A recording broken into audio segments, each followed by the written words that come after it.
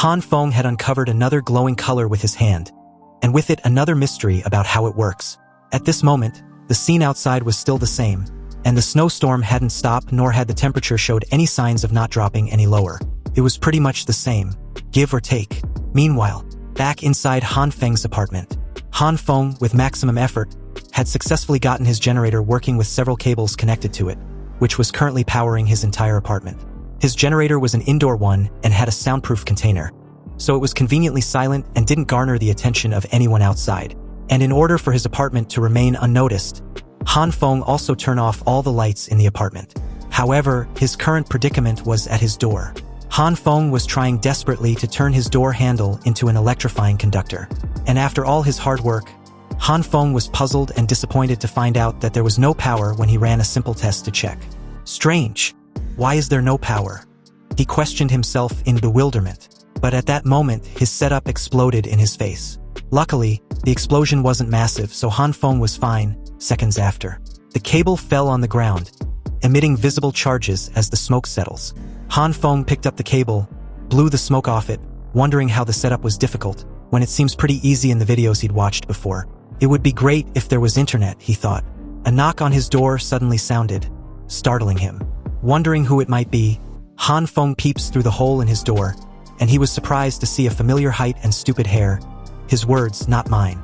Han Feng questioned the girl what matter he had with him. Hearing this, the girl simply answered with one word. Help! Han Feng thought the situation was troublesome, considering he was busy at the moment.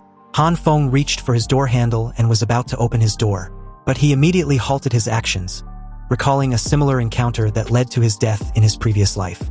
He suddenly let go off his door handle after a considerable thought.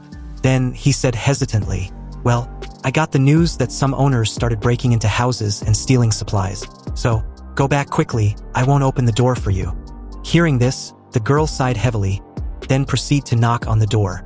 And after a while, she stopped knocking when she realized that Han Feng was really not going to open the door. Left with no choice, she sat on the cold, hard floor behind the door, shaking profusely. She tried to hang in there, doing what she can to not freeze to death. Then, she heard murmurs not far on her left. It was some homeowners discussing the urgency to raid the current floor they were on before the others got there. One of them wondered aloud how many residents were even home on this floor, but another retorted that it didn't matter. Who cares?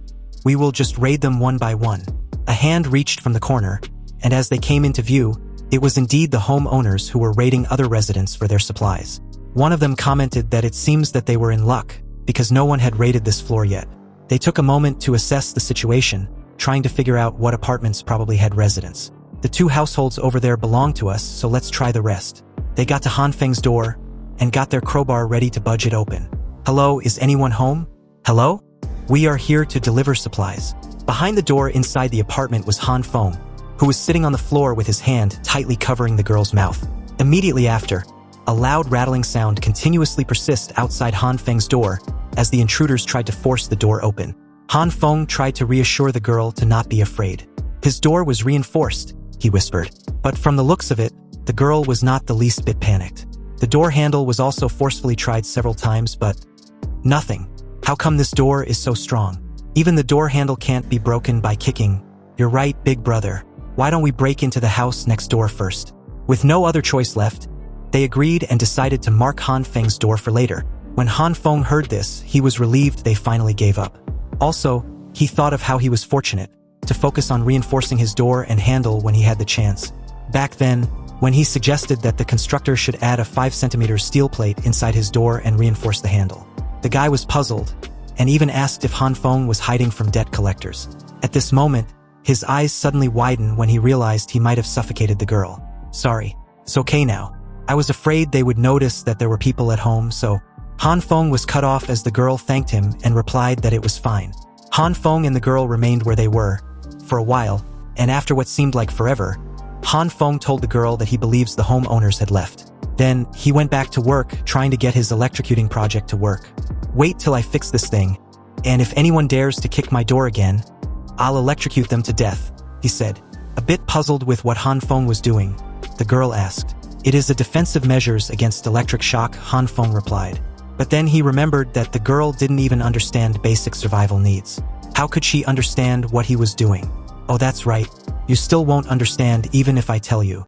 I don't even understand it myself. Why this damn electric shock device is so difficult to use. Han Feng questioned himself in frustration, but what he never expected was what happened immediately after. The girl spoke up, explaining what he was trying to accomplish to him. The anti-theft device uses the difference between electric current and voltage, she said with a knowing look. Do you know? Han Feng asked in bewilderment. Hearing the question, the girl simply nodded and replied that it was very simple if you know what you're doing. She continued, explaining the procedure to Han Feng. After power off, wrap the bare wires of the electric wires around the door handle to insulate them. Then connect the ground wire of the distribution box to the door handle. Then finally, turn on the power again. When Han Feng turned the power back on when he was done, he tested it and it was a success. Wow. It worked. It was really successful. How do you know this? The evil king's true eye has the ability to see all the truth in the world. Immediately upon hearing her response, Han Feng wondered why he even asked. When he was done, he carried the remaining cable and his toolbox, and told the girl that if she needed his help settling in momentarily, she should just tell him. Han Feng said this, expecting a reply, but when he got none, he told the girl he was asking her a question. The girl just unpacked her stuff hidden underneath her jacket and replied that the evil king's true eye will reside here. The girl's reply initially didn't register in Han Feng's mind, so when it finally did, Han Feng shouted, asking the girl what she meant by what she just said. You must be kidding. Absolutely not. You're not going to reside here, he said. Unbeknownst to Han Feng, the cable coiled on his left arm fell right on his feet. And in the midst of all his shouting session, he unknowingly took a step forward, trying to approach the girl. His feet got trapped in the coiled cable, causing him to trip over, crashing headfirst on the table in front of him with a loud bang. As the dust settles seconds after, Han Feng commented that the fall hurts like hell. Then, almost immediately, he again commented that the fall didn't hurt as much as he thought it would. The body, which was supposed to be aching as a result of clashing into a table, felt completely fine. It was as if Han Feng just fell on the floor rather than a table. Han Feng's hands were glowing purple, but he didn't seem to have noticed. To be exact, his attention was preoccupied with his coffee table in front of him. Huh? My coffee table, he murmured. Han Feng got closer and picked up his coffee table, which, at that moment, looked like a cloth. It seems that the table's molecular structure had changed drastically, and it was in this moment that Han Feng also noticed his purple glowing hand. Huh? Purple light? Could it be that this purple light turned the coffee table into this? Even the toolboxes and these scattered things. Indeed, it was as he said, everything that had a direct contact with his hand faced the same outcome as his coffee table. Han Feng picked up the hammer in the toolbox, but soon found out that the hammer was flexible and bending like a lightweight rubber. In simple words, this purple light can make objects soft? Han Feng wondered in amazement, but he immediately remembered that he wasn't alone in his apartment. That's right, he had a guest. Oops, I forgot there's someone else at home. Turning his head to face the girl, he thought nervously as he began to sweat bullets. On the other hand, the girl watched the entire scene, without uttering a word like she always do. She was confused and speechless about what she'd just witnessed.